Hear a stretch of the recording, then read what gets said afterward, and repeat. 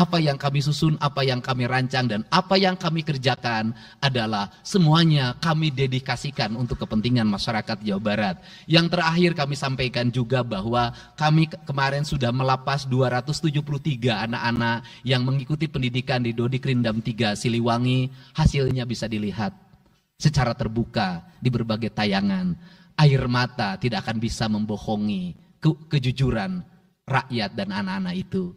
Dan saya sampaikan, hari ini ada 13 orang anak yang tinggal di rumah dinas gubernur. Pada saat yang lain orang tuanya datang menjemputnya, dia menangis. Tak ada satupun orang tuanya yang datang. Seorang menjadi anak yang terbuang. Dan akhirnya saya memutuskan mereka untuk sekolah di Bandung dan tinggal bersama Gubernur Jawa Barat. Ini cara kita menyelesaikan. Saya ucapkan terima kasih pada semuanya, semoga kebahagiaan menyertai kita semua. Dan saya yakin setelah kegiatan ini kita akan walk out secara bersama-sama. Wallahu muwaffiq ila aqwamit thoriq. Assalamualaikum warahmatullahi wabarakatuh. Sampurasun. Sekali merdeka tetap walk out secara bersama-sama.